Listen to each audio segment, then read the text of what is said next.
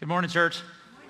Let's open our Bibles to Hebrews 11 if you don't have them already available there. Go to verse 23, and we're going to be looking, as Dana talked about at the beginning this morning, we're going to be looking at the life of Moses.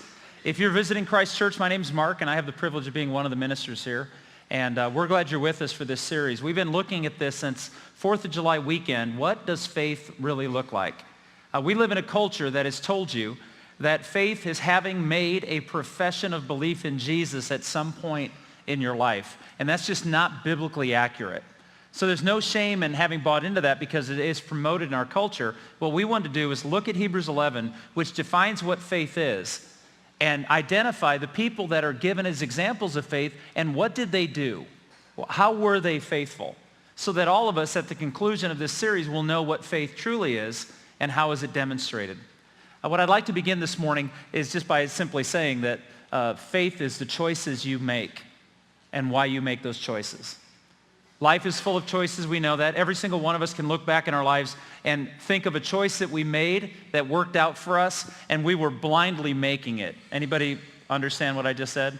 Have you ever lucked in to a choice that you just made a choice without much thought, and it turned out to be the perfect thing at the perfect time, and it paved a way or opened a door for you to be successful?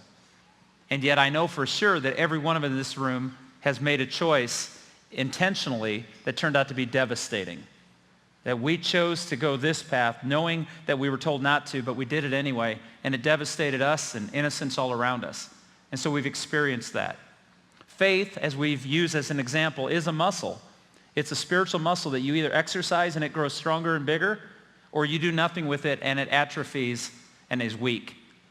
So the choices we make matter. The Bible is full of opportunities. I can think of Elijah when he's on the mountain with the prophets of Baal, and he says, hey, if God is God, serve him, and if Baal is God, serve him. But make a choice, my paraphrase. Choose whether or not you want to live by honoring the God who's revealing himself or honor the God that you think exists and is yet to reveal himself.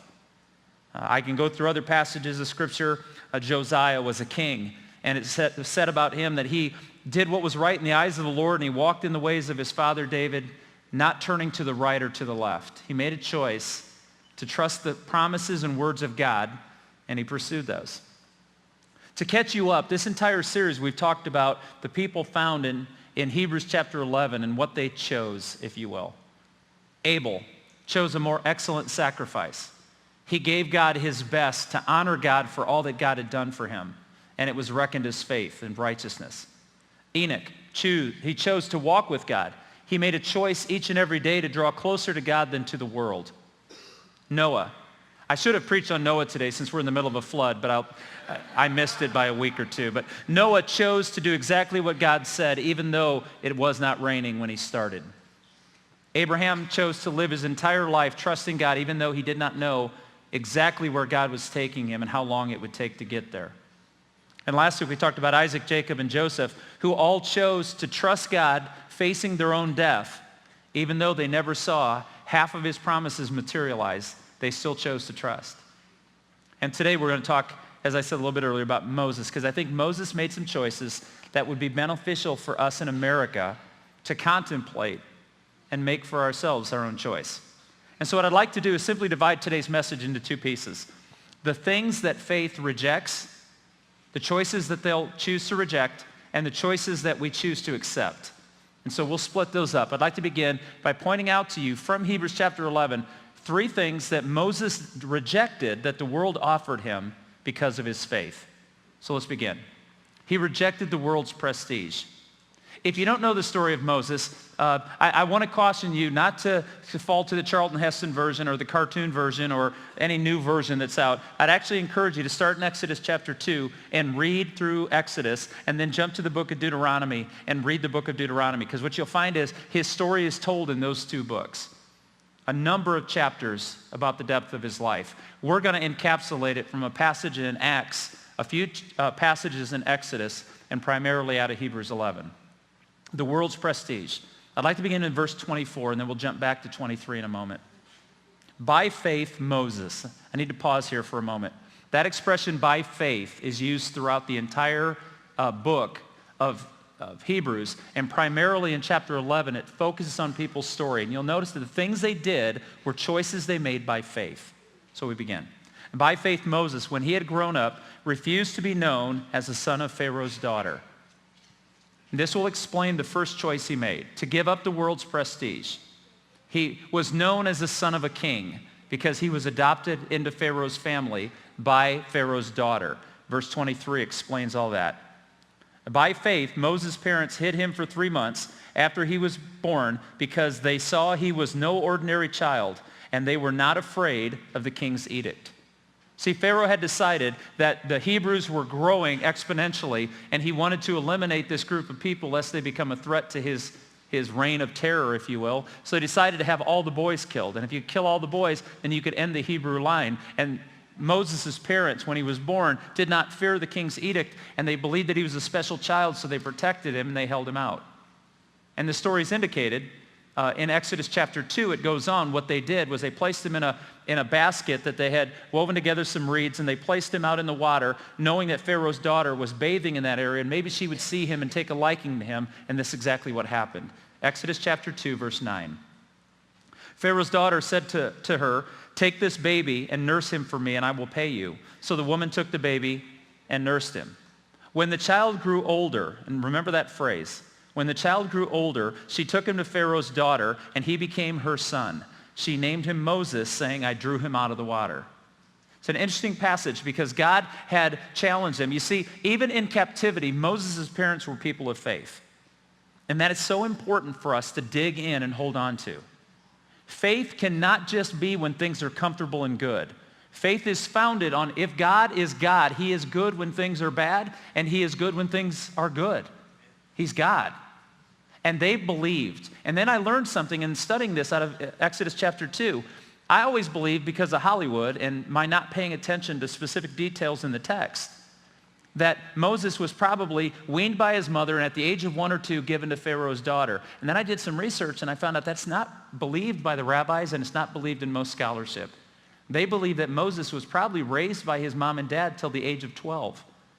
And then taken to Pharaoh's daughter, where he became a part of their family. And that's a significant note, because in those 12 years or 10 years or 8 years, whatever that period of time was, he was not delivered as a toddler. He was delivered as a young boy, and he was given to her, and he became her son. What's the significance of that? For that period of time that Moses' parents were raising him, they taught him about God. They raised him in the truth of who God was, because when he becomes Pharaoh's daughter, he has an issue with his identity. Is he the son of a king, or is he a Hebrew child? And we live in a world today that is trying to strip us of our identity. You're an American Christian. No, you're a Christian. Outside of nationality and what your zip code is. We cannot be identified by where we set our feet. We have to be identified by where we set our heart. We're a part of the kingdom of heaven. And it's a blessing to be a part of the country we live in. But we are not one and the same. American Christian is two different concepts. And Moses' identity was not founded on where he set his feet. It was founded by his parents on where they set his heart. And they raised him. So if I said, is he a son of a king? The answer is yes. But if I also said to you, is he a son of a greater king? What's that answer too? Absolutely. He knew his identity. He knew where he came from, and he held on to those things. You see, here's what I want you to know.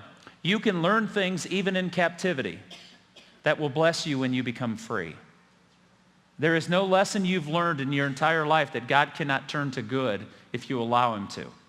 God can take any hurt and turn it into a victory if we trust him. And so there is nothing that you've learned in the captivity of sin that cannot be a blessing for you in the freedom you get in Christ. And Moses understood that. So he was raised in the culture. He was trained in her home. He was given an Egyptian education. And I thought about just passing by this until I did some research, and then my tail started wagging, and I thought I'd share it. Here's what I learned. The formal education of Egypt would have been that he would have learned to write hieroglyphics and hieratic scripts. He would have copied the great texts of the ancient world. He would have copied those to learn to write those writings and to read those writings and to be trained in these great things. He undoubtedly would have learned several languages. He would have been proficient in this, known as the son of Pharaoh. or a grandson of Pharaoh, he would have had all of this education. And if you're asking the question, so what? Let me explain why. Do you know who edited and drew together the books of Genesis, Exodus, Leviticus, Numbers, and Deuteronomy? Moses. What God taught him in captivity, it became a blessing to him in his freedom. And that education and that ability to take these texts and put them together and write these stories and hold this history for us, the oral history being passed on in written form, all came because God allowed Moses to learn in captivity what would bless us in our freedom. Church, God's sovereign. He's got this thing. He's even working in evil days to bring about the blessings and freedom. In Acts chapter 7, Stephen, in his great sermon, in that chapter, talks about Moses and gives us insight. When Moses was 40 years old, he decided to visit his fellow Israelites. Notice that his identity is decided. He knows who he is. He's not Pharaoh's son. He's a Hebrew. And he visits his fellow Israelites. He saw one of them being mistreated by an Egyptian, so he went to his defense and avenged him by killing the Egyptian. Moses thought that his own people would realize that God was using him to rescue them, but they did not. The next day, Moses came upon two Israelites who were fighting. He tried to reconcile them by saying, "Men, you are brothers. Why do you want to hurt each other?" But the man who was mistreating the other pushed Moses aside and said, "Who made you ruler and judge over us? Do you want to kill me as you killed the Egyptian yesterday?" When Moses heard this, he fled to Midian, where he settled as a foreigner and had 2 sons. This is the part of Moses' story that begins to take new. He could have. Now, I want you to remember, he's the grandson of Pharaoh, but he would have been known as the son of Pharaoh. He had all the power and all the prestige that he needed. And he had a moment where he stood up for his own identity versus the identity of the prestige of the world. If he'd have hidden as Pharaoh's son, he would never have defended one of his brothers. But he knew who he was, and he defended one of his brothers, and he walked away from his status. He walked away from the world, what the world thought of him. And he walked away from his future to do what he knew was right. And we know that Moses went into the wilderness for 40 years, and he met his father-in-law and began to work for him as a shepherd, and he met his wife, and he had 2 sons. But I want you to understand the word shepherd is so important for us to understand Moses' story. A shepherd was not an esteemed position. In the church today, we teach our children, there's nothing wrong with it, but we have to balance this out with more gritty, fingerprinted reality. And that is, a shepherd was a demeaned position. It was unskilled labor. In fact, in Jesus' days, shepherds could not testify in court. They were thought so little of that they were thought to be liars and thieves, so they couldn't testify in court. And second of all, they couldn't worship in the temple because they spent all day stepping in sheep stuff, that they were unclean constantly. And because they could never have a period of time in which they could go through the ritual of being cleansed, they couldn't appear even in worship. So when we think about him going from being the son of a king to a shepherd, everyone would know the story, would understand he lost everything. But I want you to remember there's glimpses of Moses' life that sound like this other guy in the New Testament. I can't think of his name right now. Oh, Jesus, who went from being the son of a king to a what? A shepherd hanging around with filthy sheep that made him unclean every day of his life. There's symmetry there. He gave up the prestige. Second of all, his faith rejected the world's pleasures. Not only did he give up fame and fortune, but he gave up comfort. Verse 25, he chose to be mistreated along with the people of God rather than to enjoy the pleasures of sin for a short time. We talked about this a few weeks ago. Moses chose then over now, which is a sign of faith. He regarded disgrace for the sake of Christ as of greater value than the treasure of Egypt because he was looking ahead to his reward. Moses knew his calling, and he knew where it came from. A bush lit up and called his name and said, "I'm going to send you back." But he lived for 40 years in the darkness. He stayed hidden in the wilderness, learning to trust the Lord and to be called to a moment. You see, I want this to be clear. It's not a sin to be in the Egyptian court unless God calls you to somewhere else. And we live in the most affluent culture in all of the world. We're some of the richest people to walk the face of the earth right now. Oh, you can think of Bill Gates, you can think of all these people who have so much more than you, but you understand significantly the power of the resources you and I have at our disposal at any moment of our life makes us in the top 5% of the richest people in the world.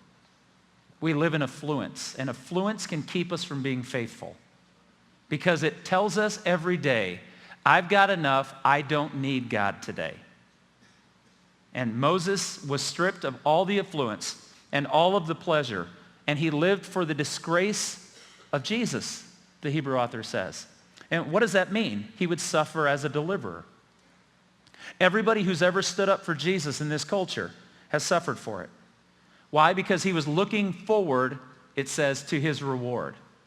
He knew that there was nothing Pharaoh could give him today that would be greater than what Jesus promised to give him forever. Did you guys catch that? You can replace Pharaoh in your world with whatever it is for you right now. There is nothing blank can give you today that will be greater and more fulfilling than what Jesus can give you forever. And Moses realized that, and he chose to give away the pleasure of being the son of a king, and he gave up the prestige and the power to do what God called him to. And then thirdly, his faith rejected the world's threats. And this is a legitimate statement for us in our culture today. The threat of saying no to the government, saying no to the king, saying no to Babylon, saying no to Rome, saying no to Pharaoh will cost us something. Hebrews 11:27, by faith, notice the phrase again, because of his faith, he chose to leave Egypt, not fearing the king's anger. Moses knew what it was to tell Pharaoh no. He grew up in his home. For at least 30 years of his life, he saw Pharaoh get what Pharaoh wants. Pharaoh didn't like the wife, see a wife. Pharaoh didn't like a country, see a country. He didn't like an advisor, see an advisor. They were all disposable. He knew what it was to go into Pharaoh and demand something, yet God told him. God said, you're going to go to Pharaoh and you're going to tell him to let my people go. Now, if we're honest with each other, and we don't romanticize this story, you'd be scared too, wouldn't you? The fact that Moses not only did it once, and we often make fun of Moses because he says to God, I'm not much of a speaker. I'd have said anything not to have to pull that assignment. Go into the richest, most powerful man with the greatest army the world knew at that moment in time. Go into his room and tell him he's wrong for holding slaves and his free labor needs to be released. Yeah, right. Yet Moses not only did it once, he did it at least 10 times, more than probably like 15. Knowing that every time he did, his life was at risk. Psalm 34:7. The angel of the Lord encamps around those who fear him, and he delivers them. Those who fear the Lord over their fear of their circumstance. But here's what I want you to know. Moses' fears were not unfounded. They were not ridiculous. I used to never understand my dad. What are you crying about? You want a reason to cry? Stop. That is lame, Dad. Of all the good things that man told me, I never got that one. I'd rather him just say, quit crying around me. That would have made more sense. But to say, what are you crying for? You know, Dad, I woke up today, I needed to cry. No, I was upset. You don't cry over things that don't matter, even if they don't matter to somebody else. And you don't fear things because other people fear them. You fear them because you fear them, right? I hate heights. I've seen some of you dance funny dances over a spider. Right? We fear what we fear. And somebody say, oh, spiders can't hurt you. It doesn't change your heart or mind. And the Bible is full of fear not, fear not, fear not, fear not. But it's not because our fears are unfounded. We're told to fear not because our God is bigger. And the reason we fear things is we can't control it. But Moses feared Pharaoh. But he feared God more. And he didn't fear God because he thought he'd be punished. He feared God because he knew God was being good to him when God could have destroyed him. It's called respect. So Moses, he is a man who had real fear. I was looking through the Bible thinking of incidents. It didn't take me long. Abraham got scared in Egypt and he lied about his wife being his sister. His son Isaac disobeyed God and feared the punishment for it. So he told another king that his wife was his sister. Isaac got scared and told a lie Jacob got scared of Esau and ran away because he lied to his father about who he was. Gideon had an army of 32,000 going into battle against an army of 150,000. And God said, here's what I want you to do. I want you to ask your soldiers if they're scared, and if they're too fearful to fight, to go home. And 20,000 of the 32,000 left. You see, I can show you throughout Scripture, the Bible is full of people, when God tells them what to do, get scared. So when we face our fear, what are we going to do? Are we going to bow to the fear, or are we going to bow to God, who's greater than anything we can't control? See, in Hebrews 11:27, it says, he persevered because he saw him who is invisible. This is an amazing insight into Moses. He stood before Pharaoh, the most prominent man on the earth, the most powerful man who you never told no to, and he walked into Pharaoh's house and he said, these slaves that you've taken against their will, you're going to free all of them, and for 3 days you're going to give us a journey into the wilderness, and we're going to worship the real God, and you're not him. If you don't know it, Pharaoh means God. He was a God, a living God. He was a descendant of the sun god, Ra. He was in charge of everything. And Moses had to walk into this most powerful man and say, I'm going to take these people you've held against their will, and we're going to go worship the real God away from you, and you're going to say it's okay. And this is what happened. Pharaoh said, no, I'm not. And he punished the Hebrew people. So here's what happened. Every time Moses went in and did what God asked him to do, the people were punished. And Moses was punished. And there was problems. And the people began to gripe against Moses. And all Moses was doing what God told him to. We don't preach about that in church much, do we? Hey, if you obey the Lord, he's going to turn your friends against you. Go out there and serve. Right? That's a good way to lower attendance. But biblically, what's the truth of it? We're asked to do what God asks us to do because we believe that God's ways are better. We believe that even though Pharaoh can give us something today, God can give us something forever. So we hold on to that truth. And we have fear. And Moses saw the one who was invisible. Every time he stood before Pharaoh, he saw God bigger, God stronger, God more trustworthy. His faith allowed him to see beyond the moment, even in spite of his fear. So we know that Moses, because he trusted God, gave up prestige and pleasure and faced threats. Rejected all of those things. But what does faith accept? I'd like to close with 2 this morning. I'd like to begin by reading Hebrews 11:28.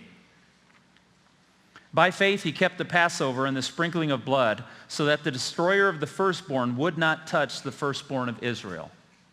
It's an interesting verse. It's so full of theology and so full of history that it's kind of funny to me. I told you last week, if you were here, that there are parts of this that you read and you go, there's not a lot of detail. You have to remember that the Hebrew people, which was the audience of the book of Hebrews was written to, obviously, that these Jewish people would have known the history of their land and of their patriarchs. So when you mention a name like Jacob or Isaac, or you mention a name like Moses, they could have filled the story in. Much like if I said, we're talking about Abraham Lincoln today, most of you could fill in the back history. I wouldn't have to go into every detail. And so here we have this moment where he says, the Passover. You see, in the Passover, God called Moses and he said to him this, a death angel is coming into Egypt. I want you to pay attention to what he tells him. And all of the firstborn in Egypt. Now, he did not say all the Egyptian firstborn. He said all of the firstborn in all the land of Egypt will die on this night if they don't do what I tell them to do. He said, take a perfect, unblemished lamb, a year old. Take this lamb that could be a blessing to you, but allow it to trust me with it. I want you to cut its throat. I want you to take its blood, and I want you to put it over the doorpost of the entrance to the home that you live in. And when you take the blood of the lamb and you cover your household, the firstborn in every household, Egyptian, Hebrew, or any other nationality, if you put the blood on the doorpost, your house will be spared, and the next day you will walk into freedom. Your slavery will end. And doesn't that sound like another guy in the New Testament?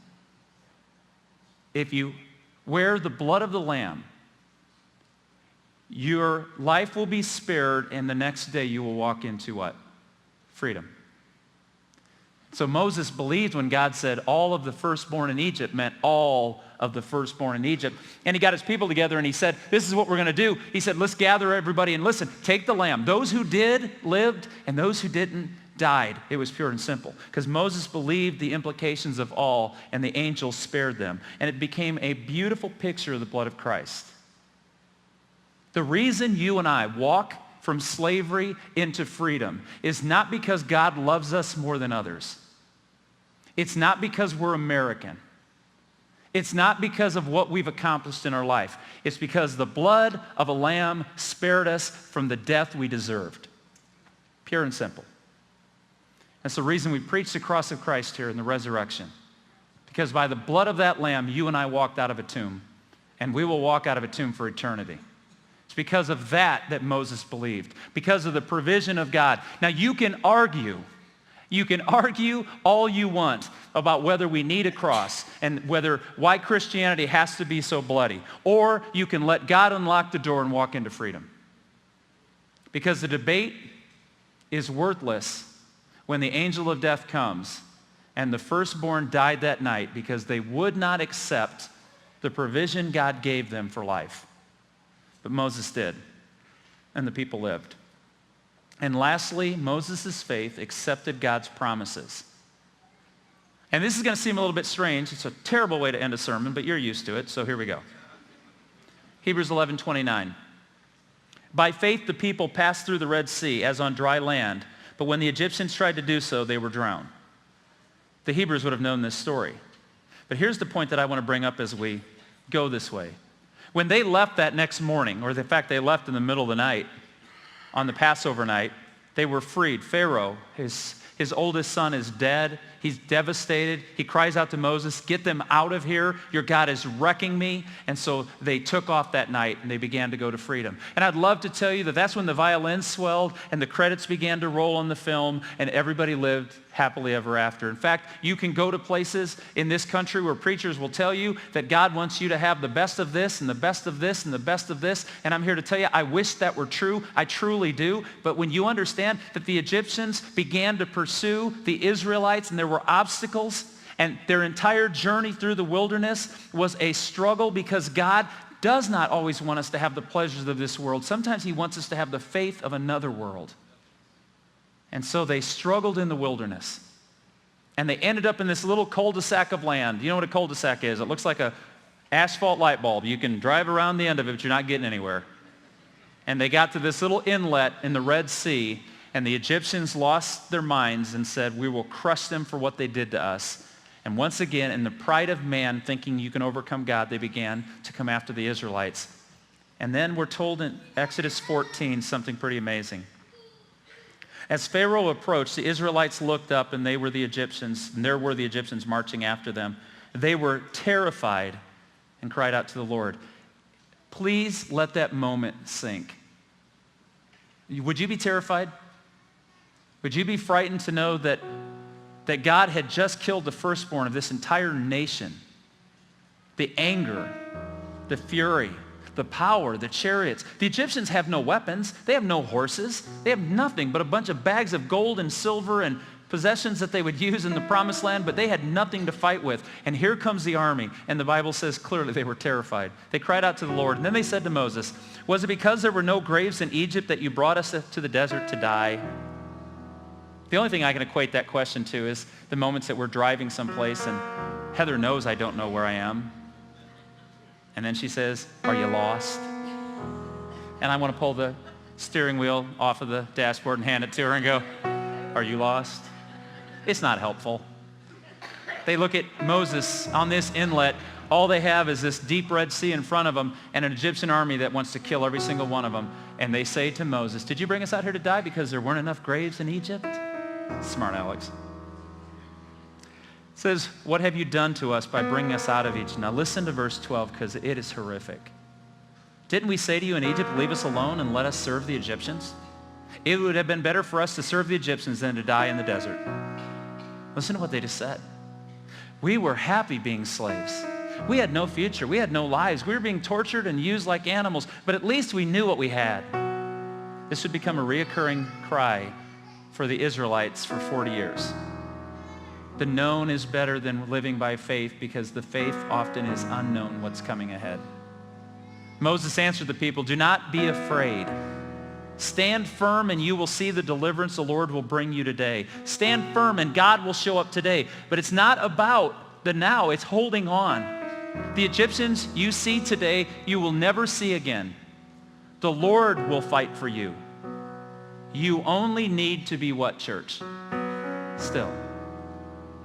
Faith holds firm and stands still on the promises of God. The Lord will fight for you.